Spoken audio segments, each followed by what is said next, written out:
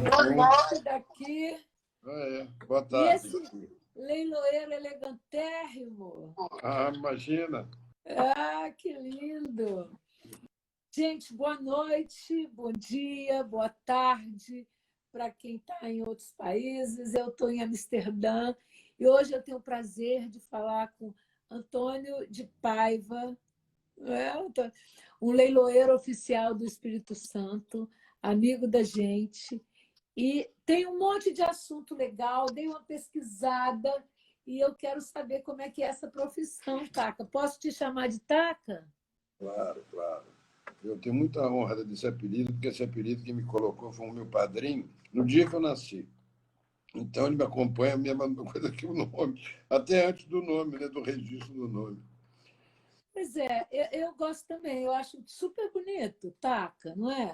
É. Acho. Eu conheci um Taca também, que era um vaqueiro que teve há muitos anos atrás na fazenda nossa, e também chamava-se Taquinha. E tem várias, tem uma cobra que ataca, tem um ataque, é uma espécie de um rebenque para você montar a cavalo. Aí o Taca virou o Taca e está aí o Taca até hoje. Acompanho o Antônio Paiva. A minha mãe nunca me chamou de Taca, só me chamava de Antônio. Mas fica à vontade, chama como você quiser. Paiva, Taca. Ah, olha, nós estamos recebendo elogios aqui de um grande ator brasileiro aqui na Holanda, Anderson Fara. Tem um teatro maravilhoso aqui. Obrigada, querido. Beijo. Você Ô, está muito Taca, elegante também. Vamos olha lá. só. Eu assisti uma entrevista sua e muito legal, sabe? Falando sobre Obrigado. taxa Selic, sobre economia e sobre o mercado de leilões. Que eu acho que, pelo menos para mim, hoje eu comecei a estudar o assunto e eu achei o assunto muito legal, sabe? Porque eu. Sabe quando você não tem muita noção de como as coisas são, embora eu tenha ido a vários leilões na minha vida, aqui na Holanda também, lá em Brasília, quando eu morava em Brasília, eu também sempre estava envolvida com alguma. Não ou comprando alguma coisa, mas assim, participando, olhando as coisas, visitando, vendo as coleções, que são muito bonitas. Para começar, você está com um quadro atrás de você maravilhoso. Que quadro é esse? Esse quadro é um quadro de Heitor Bonino, é uma paisagem de Vitória Antiga. Ele é baseado numa fotografia, eu até guardei, de um frei que Que lindo! do século XVIII, por aí, de fundação de Vitória, né? Mas o 1800. Heitor Bonino fez essa foto? Olha só. Esse quadro é um quadro lateral, um quadro horizontal, muito É bonito. mesmo? E ele O quadro tem uma história interessante, que o Heitor Bonino era muito amigo da minha mãe, né? Eles gostavam, se encontravam muito, falavam muito. E Heitor fez uma exposição uma vez em Vitória e convidou a minha mãe, né? Eu fui acompanhar, fui levar a minha mãe, isso tem muitos anos, deve ter uns 30 anos, mais ou menos, 25, 30 anos. E esse quadro estava no fundo do salão, na Galeria Homero Marcena, e a exposição era nas laterais. E aí eu falei com a minha mãe, falei, mãe, depois você escolhe um quadro do Heitor para poder comprar um quadro. Ele falou, mas eu não gostei de quadro nenhum. Ele não gostou de quadro nenhum. Eu falei, não, só gostei daquele quadro lá que está lá no fundo. Ela falou ou Que não você? estava à venda, que não estava à venda. Era um quadro dele que ele botou lá no fundo.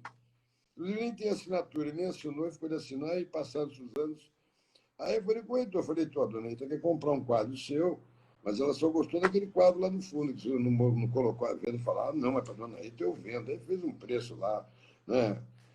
Marcou um preço lá, eles eram muito amigos, aí ela comprou. E na divisão dos bens e tal, eu fiz questão de guardar esses quadros, que têm uma ligação, né, mais assim, emocional, mais afetiva. Então, esse é um dos quadros que eu tenho. E tem outros quadros também que têm muita ligação com o passado. Eu tenho um quadrinho ali, ó, eu chamo de quadrinho por causa do tamanho dele. Vou te mostrar. É o primeiro quadro, Me o mostra. primeiro quadro de 1956. É um quadrinho de Seabra, tá vendo? Tá vendo? Tô, que lindo, que lindo. É uma paisagem. Esse quadro eu tinha 6 anos de idade quando esse quadro chegou em casa. Então, aí, e mais alguma coisa que eu gosto de... Mas ele é o quê? É Homero Macena, ele? Aquele lá? É. Não, aquele é Augusto Seabra. Ah, eu É lembro. uma, Eu- deixa eu pegar para te mostrar. É muito bonito esse quadro. É porque eu gosto muito de Homero Macena também. Tem muita coisa linda, não é? Isso aqui é uma paisagem de Niterói, se não me engano. Deixa eu ver. Ai, que lindo, né? É lindo o quadrinho. Ele é um É quadrinho... óleo? É tinta óleo? É um óleo, é um Não é óleo. aquarela, não, né? Não, não, é um óleo sobre Yogatec. Deixa eu pendurar aqui para ele poder... Tá. Uhum. Mas esse quadro atrás de você, ele tem o quê? Vamos lá, os leilões. Eu fiquei mais curioso do que você me falou dos leilões de mercadoria bizarra e dos leilões de maior valor no mundo. Eu fiquei Eu vou te querendo falar. mais escutar. Não, mas vamos falar primeiro sobre você. Hum, Olha só, eu anotei algumas coisas aqui que eu acho que tem assunto demais. hum. Como é que você chegou a ser leiloeiro oficial? Existe algum curso? Você é nomeado por um governador? Como é que é? Como é que uma pessoa chega a ser um Veja leiloeiro? bem, veja bem. Nós começamos, meu pai, a gente cria. Meu pai era cacauicultor. Então, ele resolveu começar a criar uma raça de boi. Então, analisou e optou pela criação do gado gir. É um gado zebuíno, de origem indiana. Conheço. Então, nós começamos a assistir leilões, começamos a ir a Uberaba para fazer compra de matriz e tal, e nós assistimos um dos primeiros leilões de boi no Brasil, que foi no Triângulo Mineiro, porque o leilão de gado ele já é muito antigo na Argentina. É um dos leilões bovinos mais antigos do mundo. Então, no Rio Grande do Sul, era uma coisa muito comum. Mas não mais para o centro-oeste, mais para cá para cima, não tinha muita incidência de leilões. A gente trabalhava mais com os chamados zebuzeiros. Os zebuzeiros eram aqueles que levavam gado para as exposições, e a gente dizia que trabalhava na régua do curral. Ficava sentado na régua do curral vendendo. Eu vendi muito também, como É todo mundo. mesmo? Com 17 anos, eu já vendia boi em régua de curral. E aí eu falei com meu pai, falei, pai, isso aí é o futuro da negociação, é leilão. Isso em 1971. Depois eu abri uma galeria de arte em Vitória, em 74, e comecei a implantei, eu tive a oportunidade de, juntamente com outras pessoas, inclusive o jornalista Hélio Dória foi uma pessoa que auxiliou muito na implantação do mercado. O Hélio Dória é uma pessoa espetacular. Né? O Hélio foi uma pessoa importantíssima na implantação do mercado de arte, porque ele deu o apoio jornalístico. Ele não, Marian Calixto também, e o Carlos Chenier, que já falecido, o Marian Um grande pintor também, Chenier, né? o Jairo Maia também, enfim.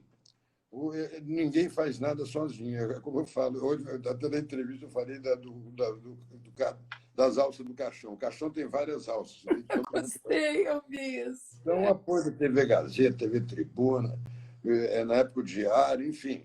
O mercado, então, eu pude implantar um mercado de arte nacional e fazer. Bom, aí eu fiquei nessa dúvida. Eu já tinha um negócio implantado, então eu resolvi me aventurar como leiloeiro.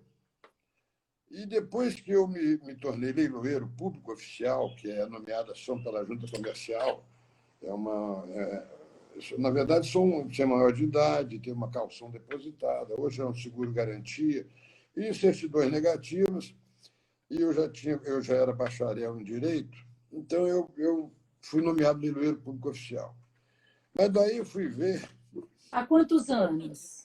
1978, tenho 42 anos. Fiz em maio agora. No mês de maio passado, eu fiz 42 anos. E aí, depois que eu era leiloeiro público oficial, eu fui ver que para fazer o leilão de animais, de boi que eu queria fazer, tinha que ser o leiloeiro rural. Então, eu me candidatei também a leiloeiro rural. Esse deu um pouco mais de trabalho, porque a cultura, na época, era o famoso zebuzeiro. Então, você chegar com uma modalidade nova, como era o leilão de animais, foi um pouco trabalhoso, foi um trabalho longo mesmo, foi muito difícil. Aí, como tudo na vida, tudo é difícil, né? Tudo é Então, difícil. aí eu fui nomeado leiloeiro rural em 1979. Então, eu tenho 41 anos. Mas há muitos anos que eu não faço mais leilão de boi. Eu fiz um leilão outro dia de animais. Beneficente, eu faço qualquer tipo de leilão hoje, de animais e de artes. Eu não faço mais também leilão de artes.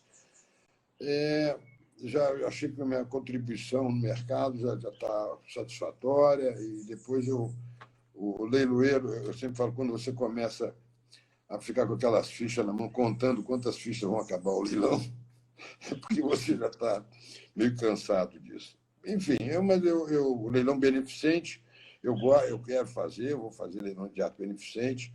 Nós temos até um leilão beneficente lá do Asilo dos Idosos, já programado. Estamos fazendo um leilão diferente, porque agora é virtual, e com doações de todo tipo de bem servível. Servível e inservível. Então, eu levei isso para o Gilson Mansur, que faz parte do conselho, junto com outros bacanas, de fazer um leilão. As mercadorias ficam na casa dos doadores. Você tem uma cadeira velha, você tem uma bicicleta velha, já apareceu de tudo. Já apareceu terreno, bloco de granito, quadros, apareceu. Então, nós estamos iniciando, fazendo essa bonequinha para lançar esse leilão, para ajudar nos asilos dos idosos. Eu gosto muito do leilão beneficente. Eu acho que isso é uma contribuição que a gente, como profissional, tem que fazer. Importante, né? Nós já fizemos já diversos leilões beneficentes. Tem um leilão beneficente que eu gosto sempre de citar o exemplo, que foi na época do governo, se não me engano, era acho que do Vitor Boas, tem muitos anos, Marcos Alencar, tem uma figura, você conhece Marcos Alencar, né? Conheço Figura demais. bacana. E o Marcos Alencar, fizemos um leilão beneficente para a FEC, e o Marcos Alencar, ele era o criador da coisa, o pai da ideia, e ele falou assim, tá, que eu vou arranjar para autoridades e uma tela, vou dar pincéis e tinta. Eu vou pedir para essas autoridades, figuras preeminentes, fazerem um quadro. E deu certo? Nossa Senhora! Imagino, O gente. quadro governador, o quadro governador na época foi comprado e doado 5 vezes. Teve um painel do Ilau Samilau, que esse foi doado 5 vezes, comprado e o empresário doava. Tanto que no final, o que ficou? Ficou lá está lá no Hospital Santa Rita. É um painel lindíssimo, imenso. Lá é uma fortuna hoje em dia. Do Ilau.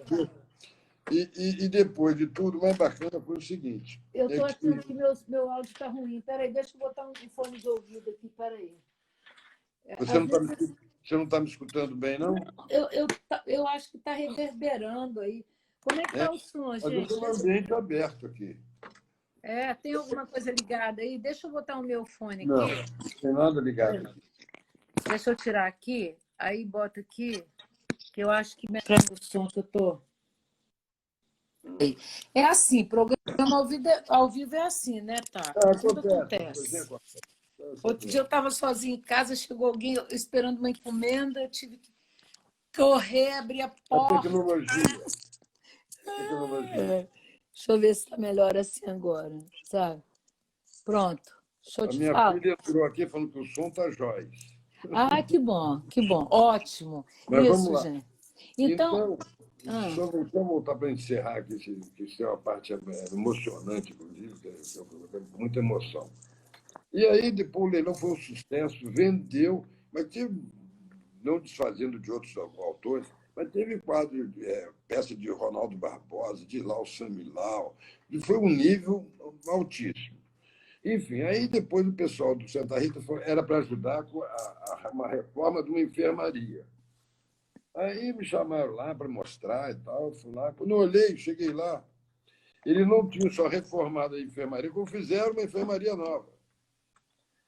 Aí eu falei para eles, eu fico muito emocionado, gostei muito de me chamarem aqui para ver, mas a minha contribuição foi só do leilão. Vocês deviam convidar os artistas para vir aqui ver o que vocês fizeram com as obras deles. Conclusão. Os artistas pintaram dentro dessa enfermaria na época. Ficou uma coisa maravilhosa. E Ai, uma que... foi muito bacana. Mas vamos lá. Isso é importante, né? Olha só, eu, né, eu gostei desse assunto. E aí a gente começa a ler, é tanta coisa que descobre. Mas eu vi que você falou que os fenícios é que começaram os leilões a bordo de um navio. Então, é uma profissão milenar. Explica para os nossos telespectadores como é que foram os primeiros leilões os Bom, fenícios a faziam. história, do meu conhecimento, a história traz o seguinte: os fenícios eram exímios navegadores. Então, eles levavam mercadoria e eram exímios governadores, excelentes comerciantes. Então, eles levavam, saindo dos portos de origem, da onde eu não posso sair, eu teria que fazer um estudo mais aprofundado, porque eu não tenho no momento. Sidon, se não me engano, é a cidade originária de Não, Sidon. mas Então, eles iam para os portos, quando eles atracavam os navios, para não ter que desembarcar as mercadorias para vender, eles começavam a gritar a venda a bordo dos navios, entendeu? Para poder dar mais velocidade no descarregamento e no retorno aos portos de origem. Aí bacana. diz, aí diz que se iniciou-se o leilão aí. Então, o leilão,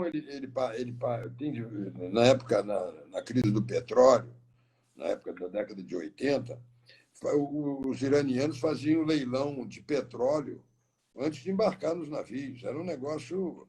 Existe o leilão reverso, que é na época da economia de guerra.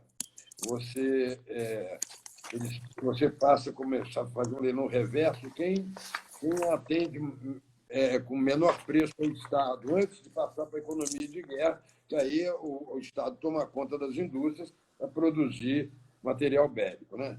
Então, existem diversos tipos de leilão. Pois é, então, ainda nesse assunto dos tipos de leilão, aqui na Holanda, aqui na Holanda, né, existe o antileilão, que é o seguinte, que ele começa com um preço alto. É um relógio, né? Começa no relógio, o preço mais alto e depois vai abaixando até atingir o patamar que eles decidem lá.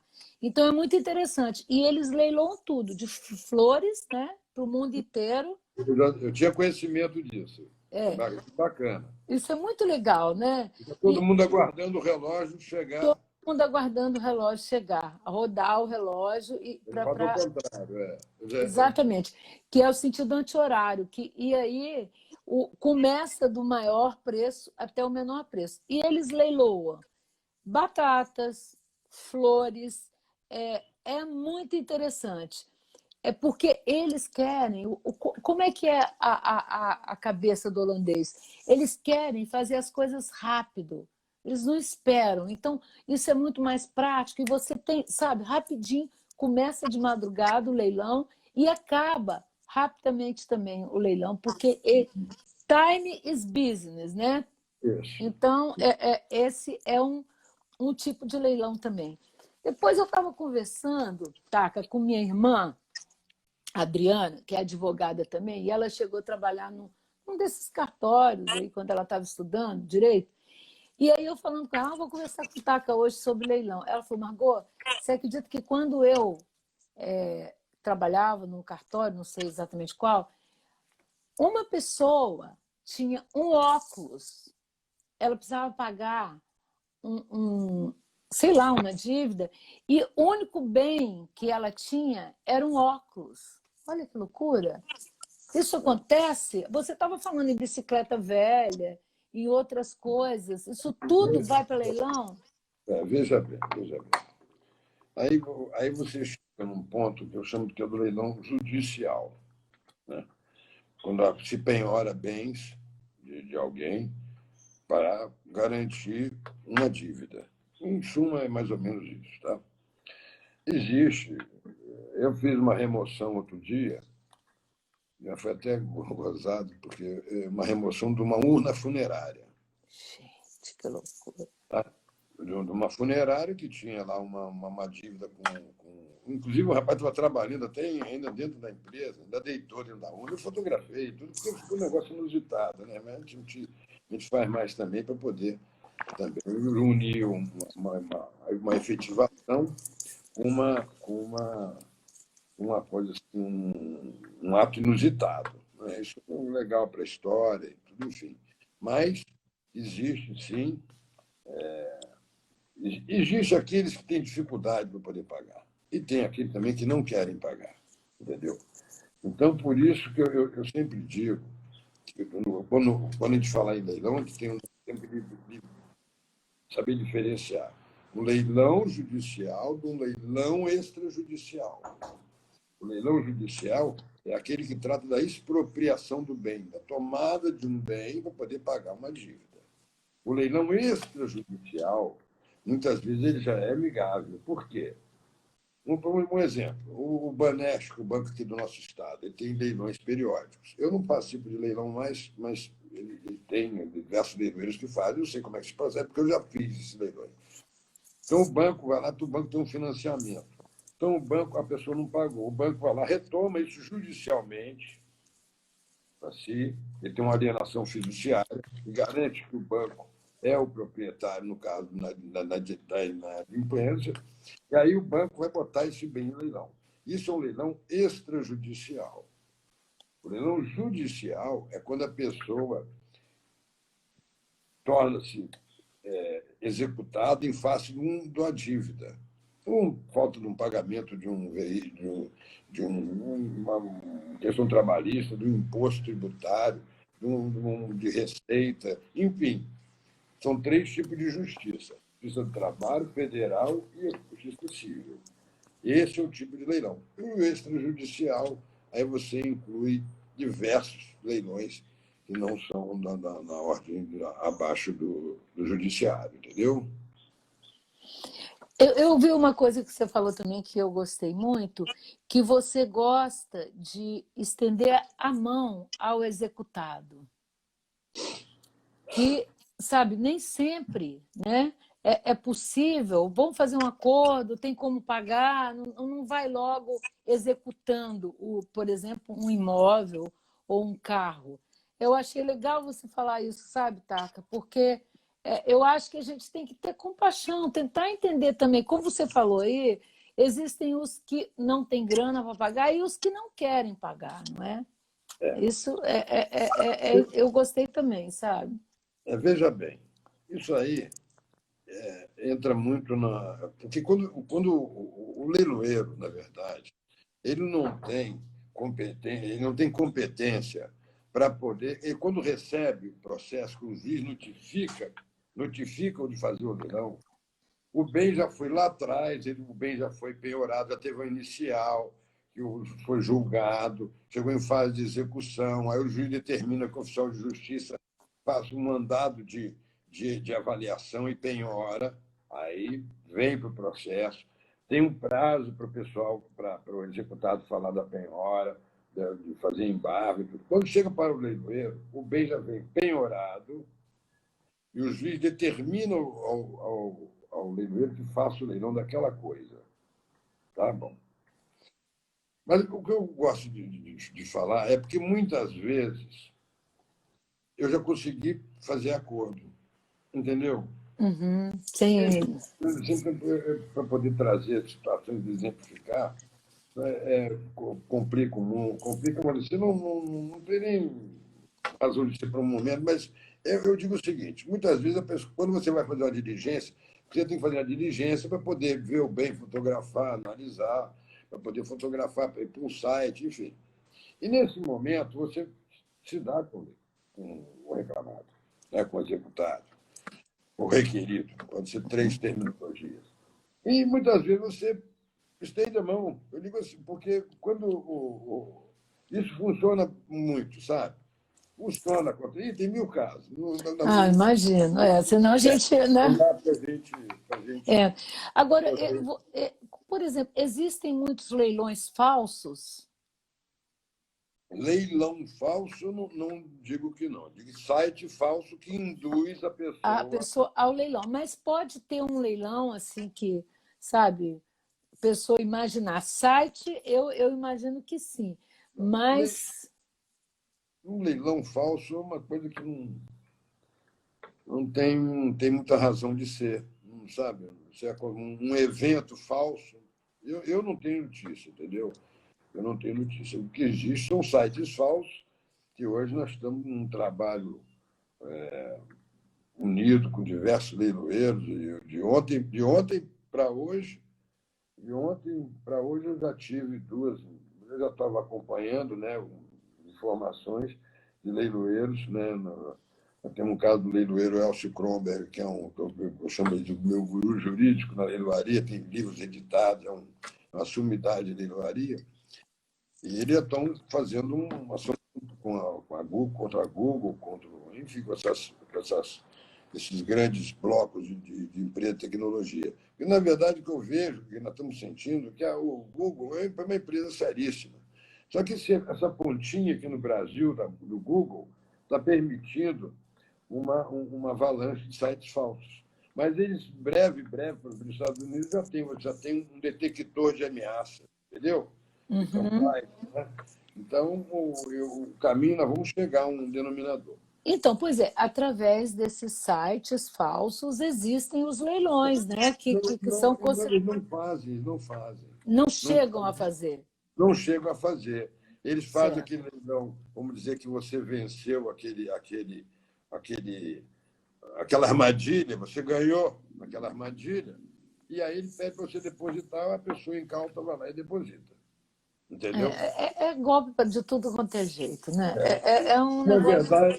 Na verdade, é bom que você deixe uma mensagem bacana para você levar para os seus seguidores. É o seguinte: leilão judicial. Você só deposita no número do processo que você comprou, à disposição daquele juízo. O leiloeiro vai te passar o número que você está acompanhando, o número daquele processo. O leiloeiro emite um depósito judicial, você vai lá, paga o depósito judicial no número do processo, à disposição do juiz. Outro tipo de leilão: só deposite no nome da empresa vendedora ou no nome do leiloeiro. Entendeu? Entendi.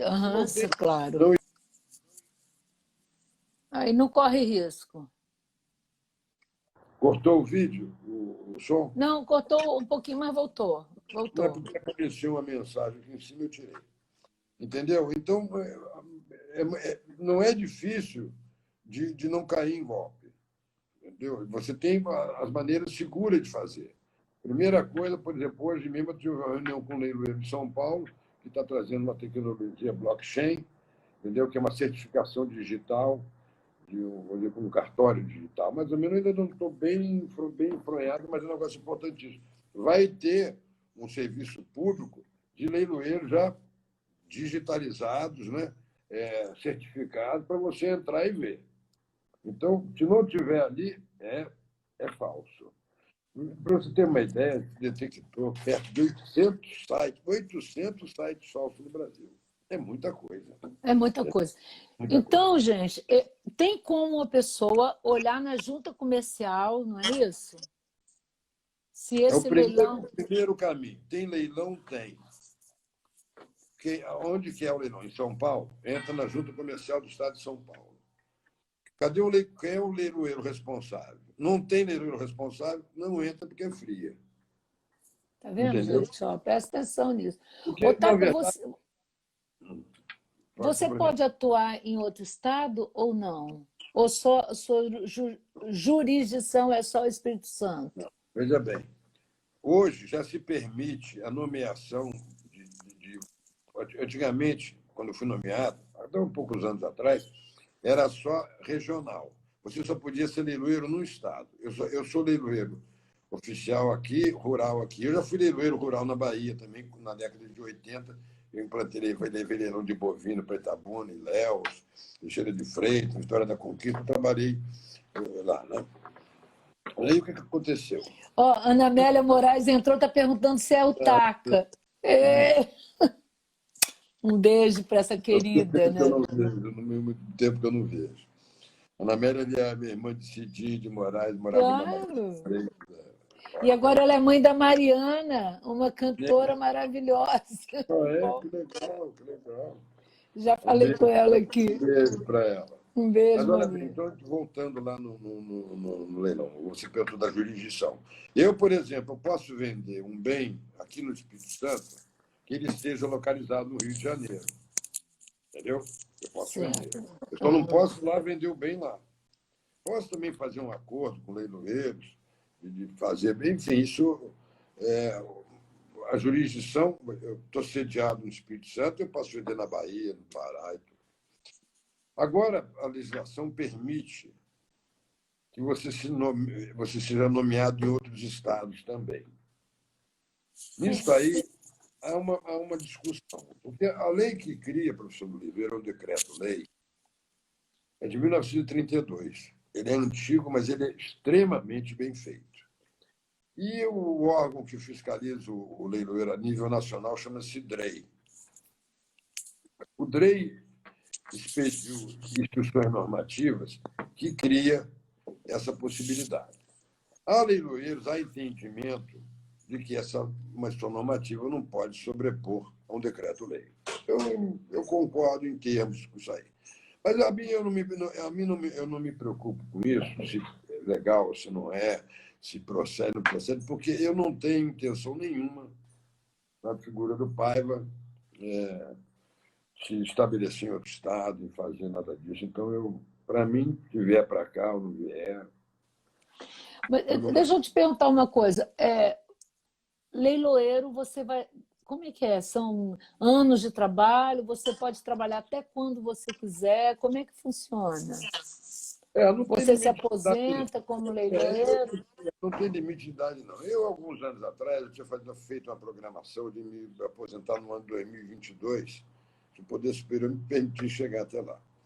Aí eu fiz um investimento com recurso próprio na propriedade que eu tenho de um coco natural, que não produziu o que eu esperava que produzisse. Então eu resolvi mudar e desembarcar, que eu chamo de desembarcar, com o martelo na mão.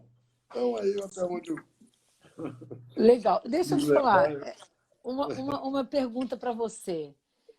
A figura do leiloeiro batendo o martelo é uma coisa muito, eu acho muito bonito, né? Eu acho muito emocionante quando você ainda se emociona quando bate um martelo, tá? Qual Olha, foi a emoção maior assim de uma martelada, de um martelo que você bateu? Você lembra? Olha, eu acho que foram diversas situações, né? Foram diversas situações, não havia nem pelo valor, né? Mas pela situação, eu acho que foram diversas vezes e eu sempre me emociono, eu gosto da profissão, eu acho bacana, apesar de alguns leilões eu não fazer nem com martelo, eu pego uma caneta, bato na mesa, com a mão, enfim. Mas normalmente a figura do leiloeiro, com o martelo, é interessante e é uma tradição, chama-se o malete, né? O malete do leiloeiro. Inclusive, foi bom você tocar nesse assunto, porque com essa avalanche de sites falsos, o que eu entendo que nós pecamos? Nós pecamos na origem, eu falo que nós pecamos na origem, e muitos leiloeiros concordam comigo. Não é unanimidade do entendimento, não. Mas quando veio o advento da internet, o que se criou-se os leilões online. Os leilões online eles são frios. Você tira a figura do leiloeiro com o martelo na mão, atrás do púlpito, e coloca uma ferramenta lá aparecendo números, crescendo, você teclando e tudo. E tiraram a figura do leiloeiro De cena. de cena. O que eu digo assim? O leiloeiro é o palhaço do circo. Entendeu? Mas, olha, a impressão que eu tenho de quando eu vejo um leiloeiro é que ele tem que ser uma pessoa muito culta, sabe? Eu penso que sim. Porque você tem que entender daquilo que você está vendendo, daquilo que você tá leiloando ali, do produto que você está leiloando, não é? Se é um quadro. Por exemplo, eu estava olhando aqui, depois eu vou falar minha lista das coisas bizarras e dos leilões mais Fica à caros do vontade. mundo. Mas antes, eu quero falar o seguinte, que você também inventou um método que agora as pessoas estão usando muito, que é usar o leilão pelo WhatsApp. E eu estava pensando, assim, hoje eu falei um pouquinho com você sobre isso, existem né, plataformas, eu faço algumas reuniões com 100 pessoas, que é uma loucura, e você divide essa plataforma, você divide ela em salas, entendeu? Que podem ser usadas. Se eu tivesse aí em Vitória, a gente ia experimentar.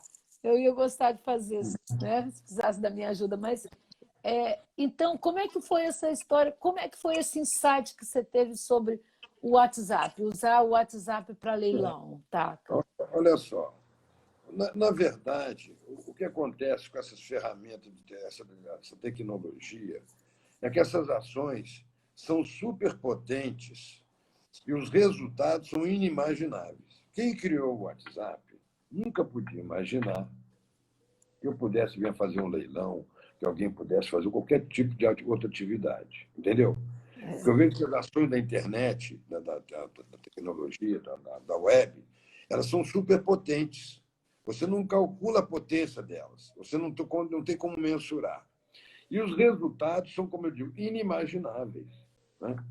Eu repito que é o seguinte, eu deixar bem claro que eu não sou pai da ideia, eu Mas simplesmente... está usando a ferramenta, né? Não, eu adaptei para uma necessidade que surgiu. Eu adaptei uma ferramenta ao leilão, agreguei um leilão. E, na verdade,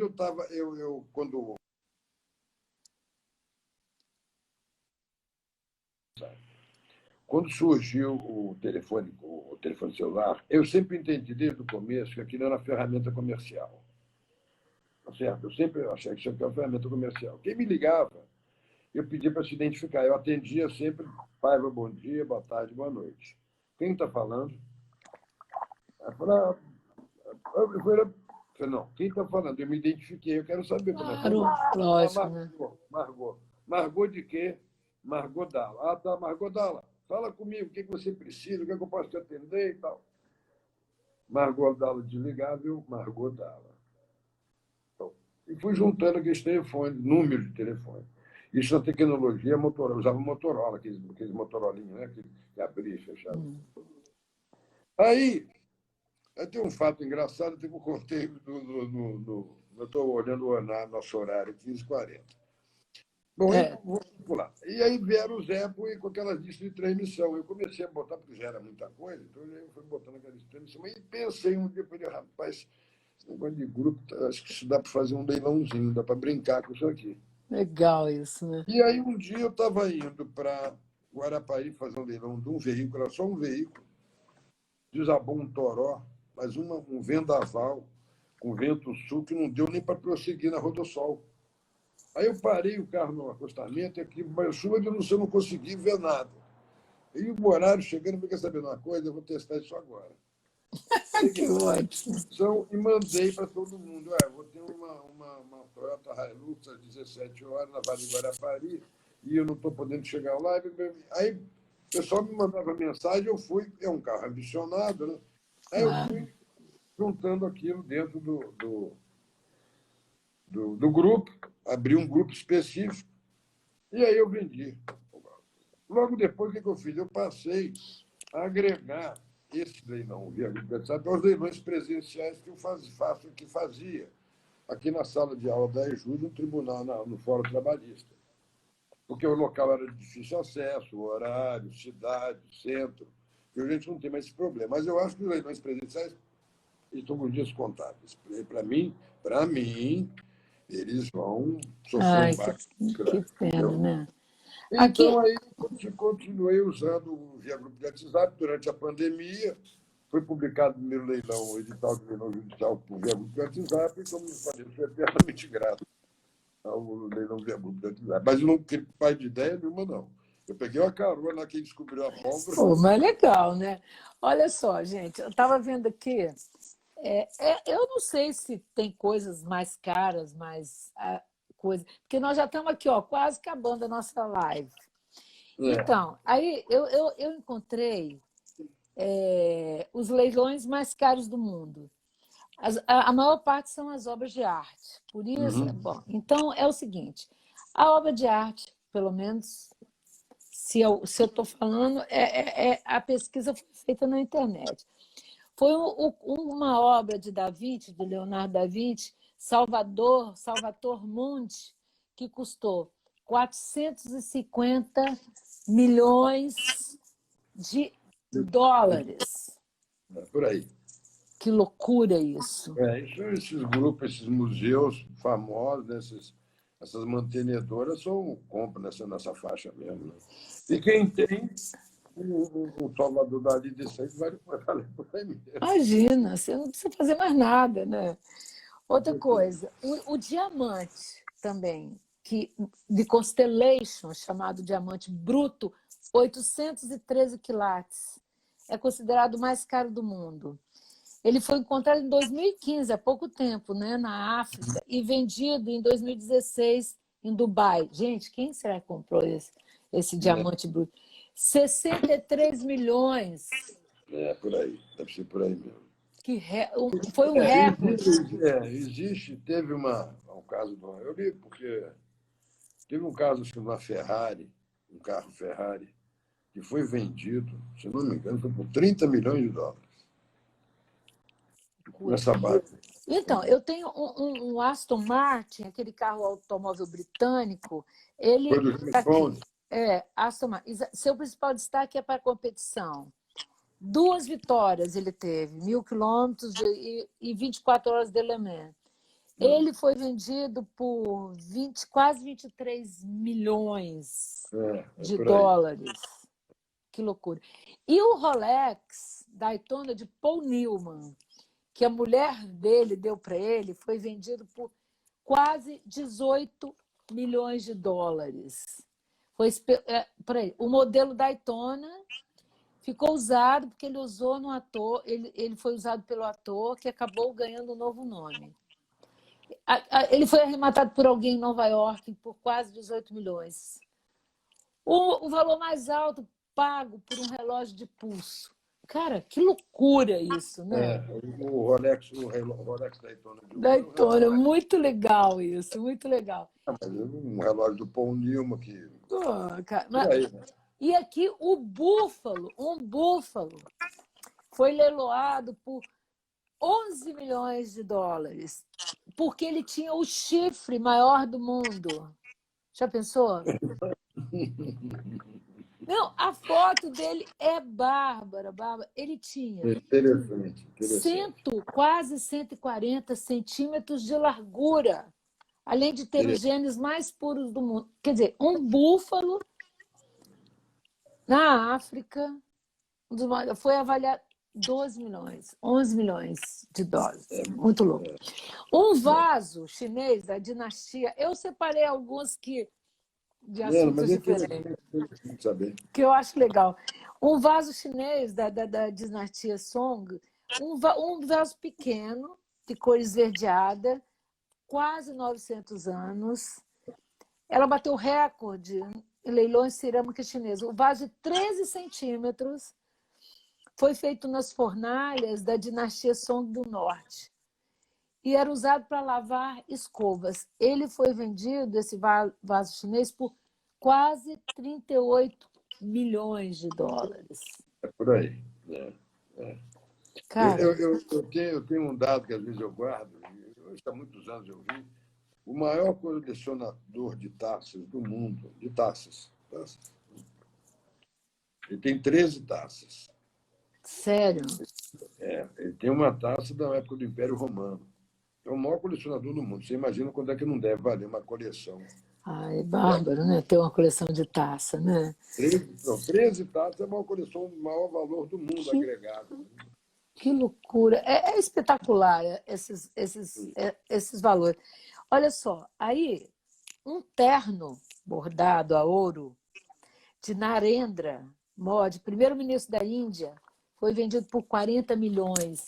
Ele mandou fazer esse terno para fazer uma visita a Barack Obama. Olha que loucura. 40 milhões, um terno, o terno mais caro. E agora os mais bizarros. Pode falar, Taca? Claro, vamos lá. Eu estou aprendendo com você aí. Nada! Cara, olha, tem a primeira revista em quadrinhos onde o Superman aparece. Ela foi a revista mais bizarra. Ele foi vendido, arrematado por $2.200. Uma revista, né? Quer dizer, aí nem é tanto, mas pela bizarrice da coisa. Leiloaram também a Islândia inteira. Ela estava com uma situação, uma crise econômica. Aí, para brincar com a situação, um britânico inventou um leilão no eBay, né? Então, pelo preço inicial de 90 pences, o que naquela época era €1. Então, e aí, o que a Islândia ofereceu ao seu comprador? Um ambiente habitável, cavalos islandeses. Então, é isso.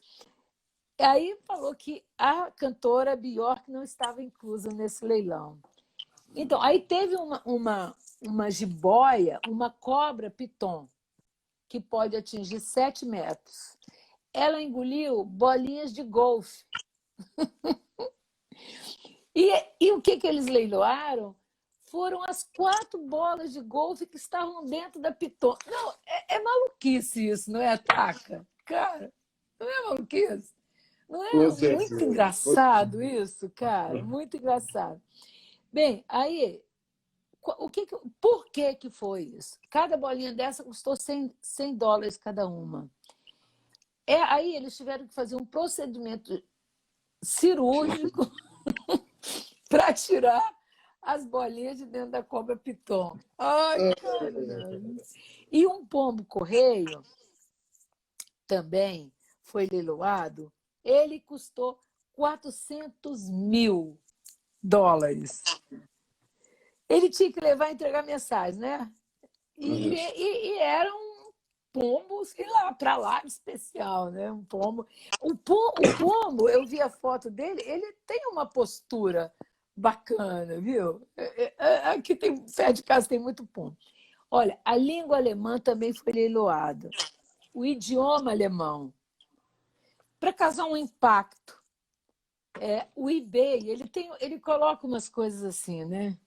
Então, era um protesto sobre as influências que a língua inglesa estava fazendo no idioma latino. E outra coisa, para a gente encerrar, porque também já estou falando demais. Então, olha aqui. O letreiro, aquele letreiro de Hollywood, também foi leiloado. Foi substituído em 78. Em 23, ele foi substituído. Em 2005, a versão mais recente do letreiro mais famoso do mundo foi arrematado no leilão pela bagatela de $450 mil. E o mais legal é que o colecionador que arrematou estava com as letras desde 2003. Ele estava com algumas letras. Aí ele finalizou a coleção dele. Algumas curiosidades sobre leilões. Mas eu adorei esse assunto, Taca. Eu acho que é um mundo. Aqui a gente tem algumas, né? Algumas grandes, a Christie's, a Sotheby's, e eu dei uma olhada, todas fechadas, ainda pela pandemia. Né? Então, a Sotheby's é a casa de leilões mais antiga do mundo, né? É uma casa de 1800 e pouco. É uma casa que vem... A Sotheby's é a Christie, mas também é uma casa famosa de leilão de arte. E hoje eles ramificaram diversos braços.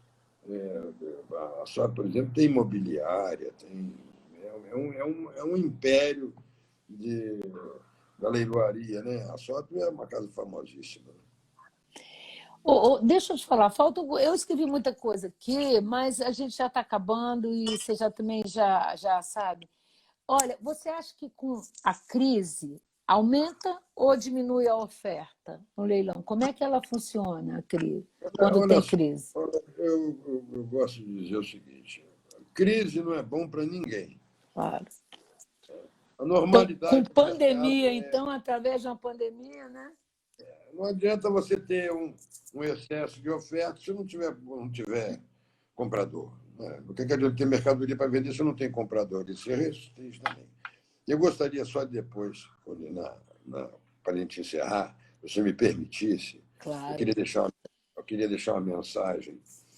É uma mensagem, quando a gente fala em leilão, com esse surto de sites falsos, dentro da pandemia, todo mundo emocionado. Não é, nós estamos enfrentando a Terceira Guerra Mundial, é um inimigo invisível. Então, a segurança, nessas horas, aparecem os malfeitores, que vão se aproveitar dos incautos para oferecer uma coisa que não existe. Então, quando falar em leilão, segurança. Procura um leiloeiro, liga para um leiloeiro, liga para a junta comercial de cada estado, certifica que leilão é uma coisa séria. A modalidade é uma modalidade séria. O leiloeiro, todos os leiloeiros aqui no estado, eu não conheço um processo contra leiloeiro nenhum, é por isso são muito fiscalizadas. Então, as pessoas que não têm conhecimento, procurem orientação. Junta comercial, procure os leiloeiros, liga para os leiloeiros.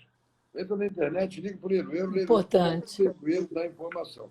Então, é isso que eu quero deixar como mensagem, agradecer muito sua atenção e desejar a todos que a gente possa, em Covid, nos prepararmos com união, com criatividade, estendendo a mão, unidos, nós temos que estar unidos, qualquer tipo de atividade, para a gente poder enfrentar o pós-Covid, né?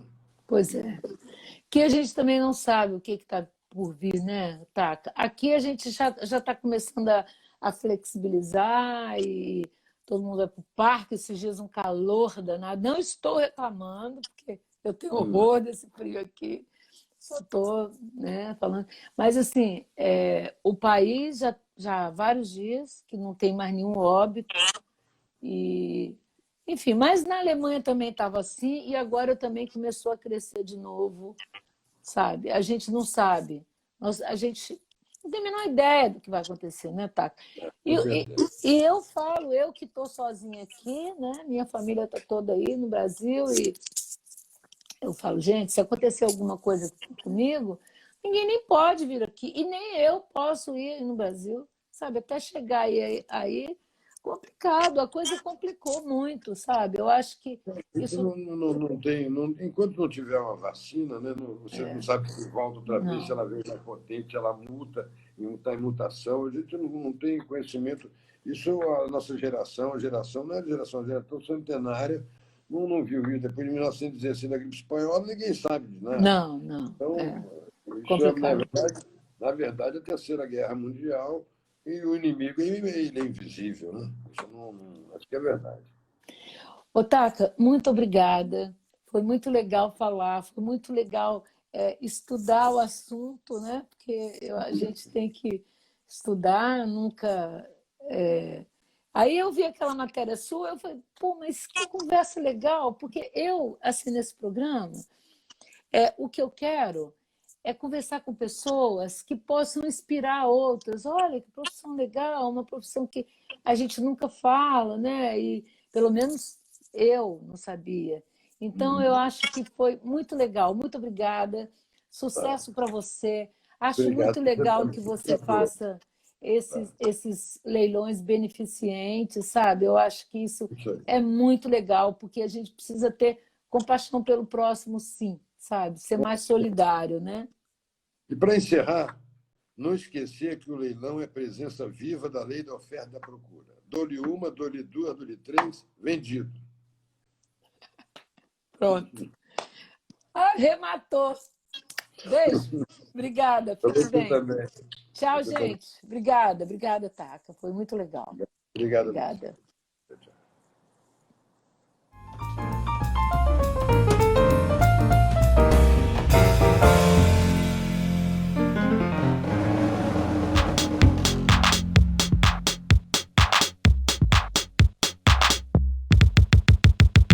Margot Dalla, jornalista, fotógrafa, DJ 60 Plus. Sou de Colatina, Espírito Santo, Brasil, mas moro em Amsterdã, no centro dessa cidade linda. E esse aqui, gente, é o meu estúdio. Aqui eu me inspiro, faço contato com pessoas e as entrevisto para o meu canal do Instagram. E agora, desembarcando no YouTube. e peço para você me seguir, se inscrever no canal, tocar no sininho para receber as novidades. Então, eu te espero lá.